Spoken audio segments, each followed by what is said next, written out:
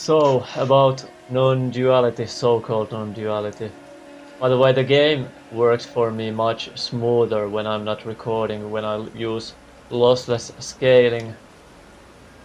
But I can't use it while I'm recording. So,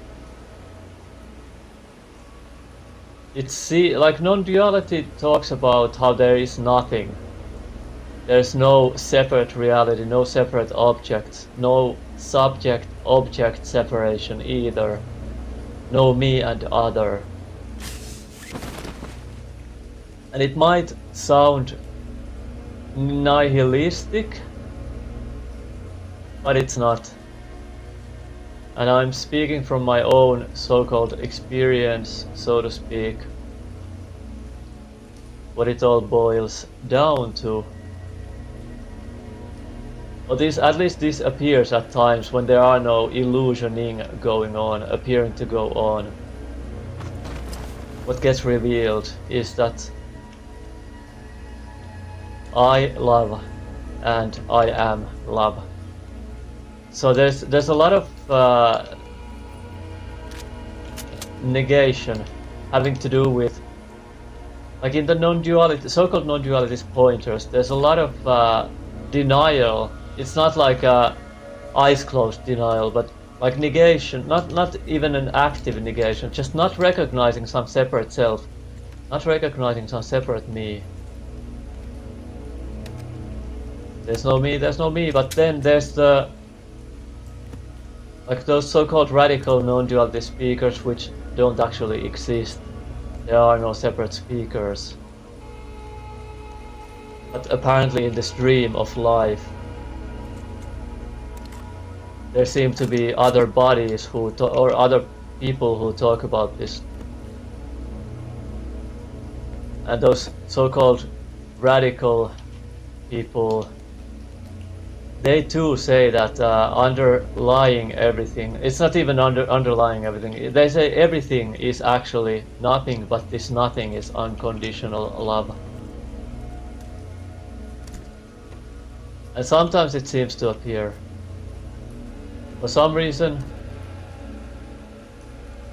and it's not another appearance in some sense, because it gets revealed when all the appearances stop appearing, when any kind of confusion regarding what is real and what is unreal, when that confusion and the one that is confused, when that illusion ends, then what seems to get revealed at times somehow is this love, and it's felt somehow, but not as something separate. So in some sense there is no distance to this love, because there is no distance to what you actually are. How can you be away even at a short distance from what you are? You're not that person. That seems to be the case. There is actually no person. The person is like certain kind of a mental activity. It's personing. It's not a person, it's personing. It's kind of more like that.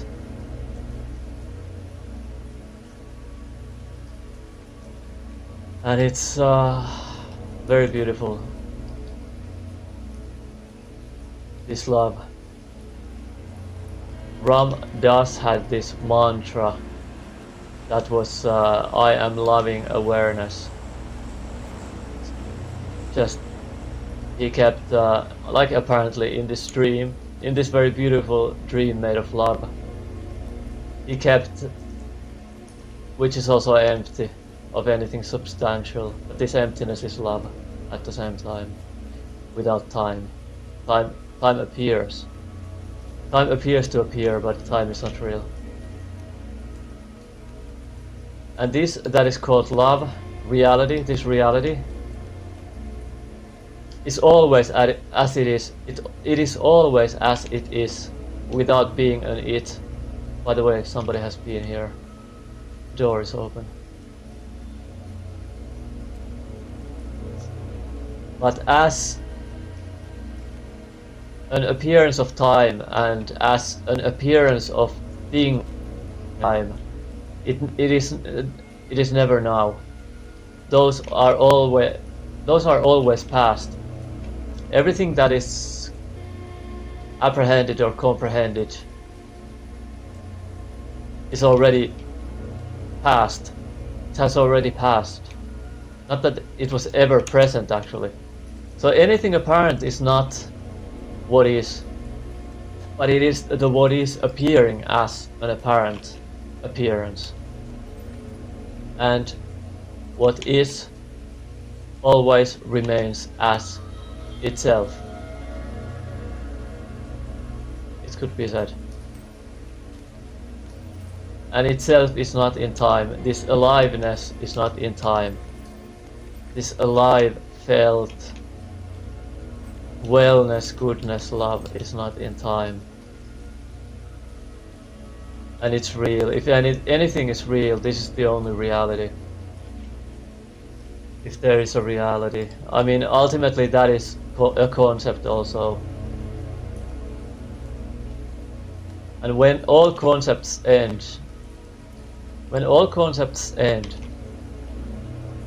this that the term love refers to remains without being a conceptual thing or conceptual, without there being anything or anyone understanding this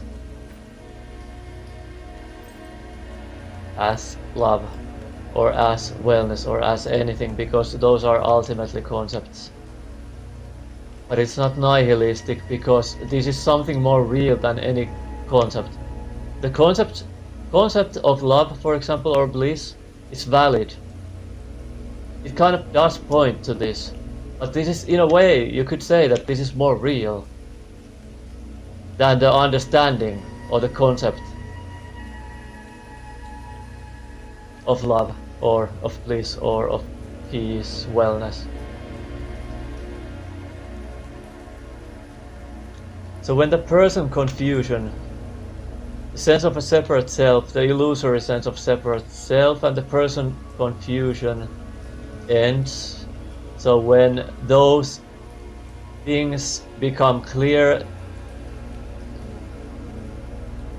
in a sense that they are not a self, all the mental stuff, all the thoughts, all the language thoughts, and all the mental images and linked emotions, when it's seen that it is not self, as that it is not something separate, it's not anything real, and all there is Brahman. Brahman means like everything without the concept of everything, the one that gives life to the appearance, that is life itself prior to the concept of life.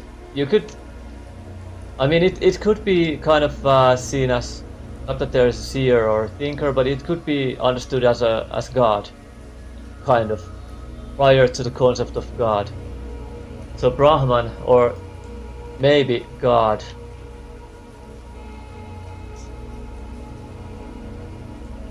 ever is and is the only reality, and whatever actually appears is an illusion, but at the same time is only Brahman, nothing else.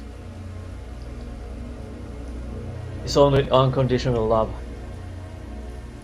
and the person has never existed, and the illusory, the stuff that has seemingly kept up or brought up and kept up the illusion of a separate self or a separate me or a separate person, all that stuff, the mental stuff, the thoughts, the emotions, the mental images and mental videos, that is all Brahman. But as thoughts, as separate mental images, as separate feelings, those are also just only empty and not existing. Nothing real. But there is only reality, which is Brahman, unconditional love. Aliveness.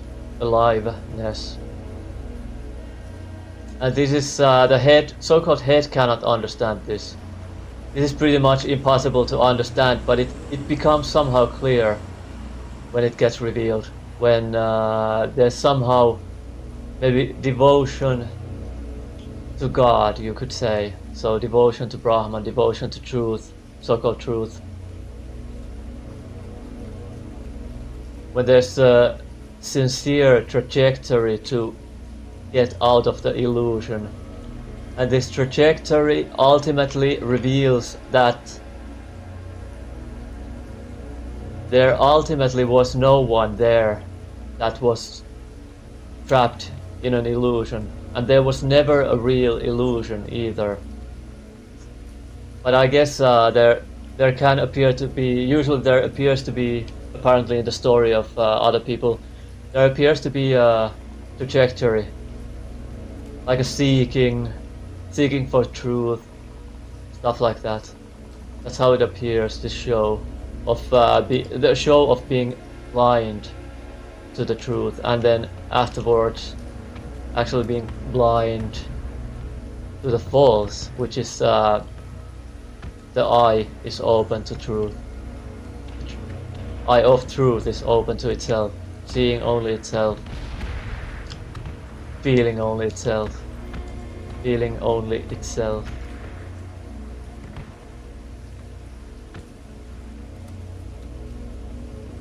So devotion to truth, devotion to sincerity, devotion to freedom maybe. There's no need to know what freedom really means, but it's freedom from actual, well yeah, sure, it's freedom from the false. But ultimately, who is there to be free or to be bound? Ultimately, who is there? Who is blinded by the false? It's prior to the idea of freedom, actually, is. This is prior to the idea of bondage, in the end, ultimately. Nothing has touched this wellness. But, well, apparently attention has been swept away and fixated on a mental kind of a tornado or a vortex or something that has made it seem like there's someone separate who is enjoying fleeting pleasures and suffering, returning, recurring pain and suffer like agonies and stuff, and dissatisfaction and boredoms and something like that, and has tried to, this is still the false stuff, has tried to get rid of all that stuff, has tried to heal all that stuff as that character that has never actually existed. The separate self has never existed and never exists and will never exist, but there appears to be the phenomena that makes it seem like there is a real me in a real world of made of other people and other things and of time and of personal history and personal present time. All that is false, meaning that is not true and never was. And I don't know, like with the love can also, there is an innate well-wishing also, but it's not towards anyone's separate or anything separate. This love is also blind in a sense that it doesn't see anything separate from itself, and nothing exists to unconditional love or for unconditional love, because there is nothing else. Nothing exists for Brahman, or nothing exists for Para-Brahman. Para is, if I remember correctly, it's like the highest or something like that, or the most profound, the most prior in a way, but actually there are no real steps like prior and after even. It's all one, but it's so much actually like not two that it's not even one. It's so much not separate that it's not 2 and not 1 and not 0 even. Those are just concepts anyway. Leading concepts, mental formations, and what are mental formations? That's just another empty label. It all just collapses in a way. The mental stuff, I mean. And what is left is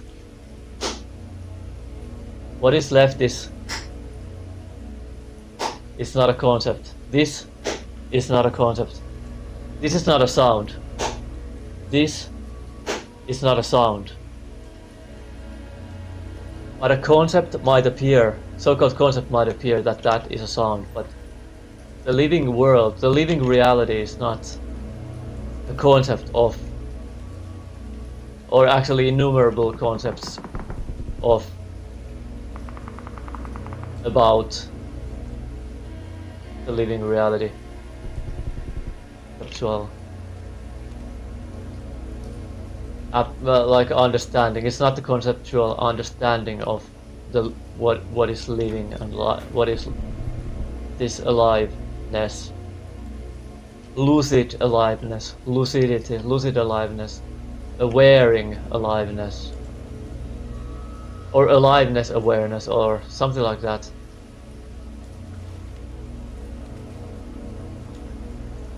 Without any fluctuation, without any separate parts for itself, without any fluctuations or increasing, or without any diminishing, without anything getting more, getting less or more for itself. There is no such thing.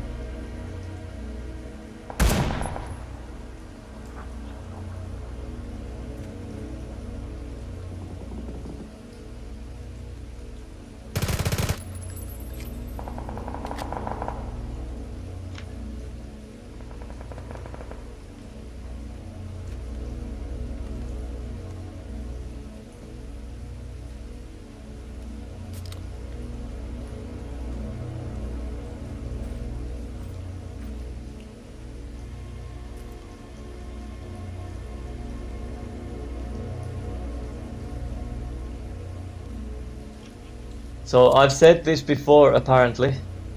If it feels like there's some kind of a deadness, that is an illusion. That is not true. If everything feels like a void, that means there's a feeler. Something separate feeling. Not really, there never is actually, but shit, I gotta go, quick.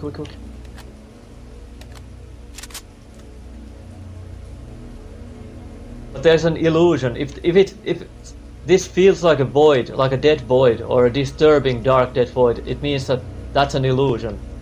The illusion seems to exist to some seeming separate self that is feeling it, even though it might seem like there isn't a separate self feeling it. It might seem like it's all dead.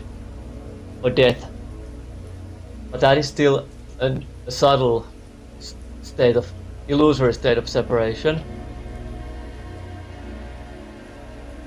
and those states cannot keep themselves up when there's no inner energetic, mental energetic reactivity to them, having to do with thoughts that it's somehow disturbing and wrong and should be gotten rid of, and it's something real. So when like interest and attention falls away, or when there starts to be like a loss of interest in trying to fix anything, like trying to fix these felt states or apparent states of like they might seem like the whole of reality is suddenly like dead and void. So when interest gets withdrawn, there's just a loss of interest by understanding that it's empty. That state is a passing, fleeting state without a self. It doesn't belong to anyone. Then they start to kind of just vanish in time, in apparent time. And reality itself seems to be totally okay. There's nothing that is actually wrong, nothing that is actually missing, and even better than that, like this is kind of the good news here, like the very good news. Reality is love, and it's like it's simply, in a way, it is you as you truly are, and what you truly are is this divine love. Divine love that is felt. It's evident. It is apparent. Apparent. I mean self-apparent in a way. Self with a capital S, Brahman, Parabrahman. Brahman and Parabrahman not being separate things, separate steps or levels or anything. Brahman is Parabrahman. Consciousness is also Parabrahman. Parabrahman is a pointer to the most fundamental reality, but it's all actually not none of it is separate. Ultimately, but consciousness, so-called consciousness, which is the changing, apparent changing things and fluctuations, which are not separate things, but it's the changing show. That depends on Parabrahman. Everything depends on Parabrahman. If Parabrahman wasn't underlying, kind of, so to speak, underlying everything, nothing could appear to appear.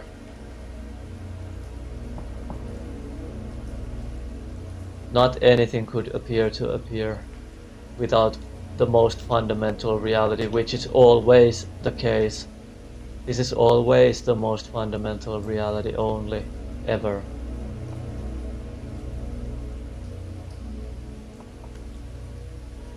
So the words on the paper is nothing but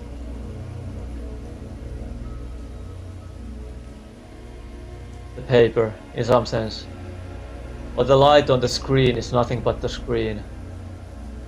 All the stuff that appears on the screen that is lit up, including the light, is nothing but the screen. The screen is kind of like the Parabrahman in a way. But there's nothing else than the screen. And even when the light turns off, there's still the screen still remains, but there's nothing that can talk about it because there's no light show going on, or a light sound show, or whatever. Six sensory perceptive apparent show of the world, apparent world. So six sensory means seeing, tasting, hearing, feeling with the skin, for example, or the nerve endings, smelling, what else? I mean, it's, and then thinking, apparent thinking activity of the mind, mental faculty. That's basically the so-called sixth sense. Sensory perception, but sensory perceptions have to do with thought processes already, like mental processes and memory. They get imprinted in it's recognition, so stuff is seen and then something, I don't know if it's called chitta in Buddhism, forms like an impression in the mind and stores it, and then after that, when that thing is seen, that it's not actually a thing, but a thing is constructed or formed apparently, then that so-called thing card is pulled out whenever a similar formation is seen, for example, or smelled, touched, tasted.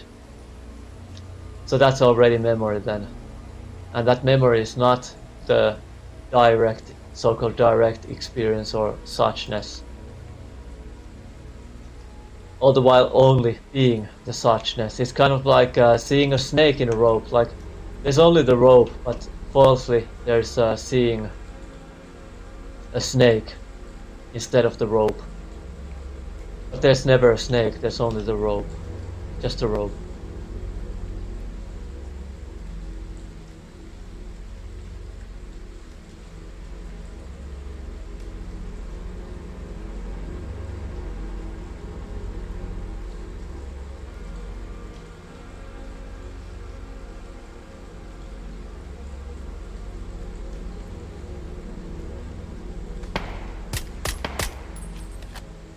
Oh, that was a surprise.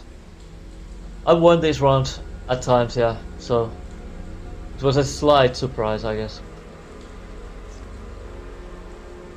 So yeah, wellness. With the love comes happiness and joy. Or maybe with the happiness and joy comes the love, I don't know. In Buddhism it's pointed out that these could be seen as jhanas, like states of absorption.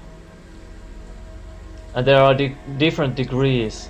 And the first jhanas have to do with happiness and joy, but then they actually don't appear anymore after some. When the absorption gets deeper, then the happiness and joy kind of vanish actually. But also, definitely, any kind of a sense of a problem or something being wrong also is no more.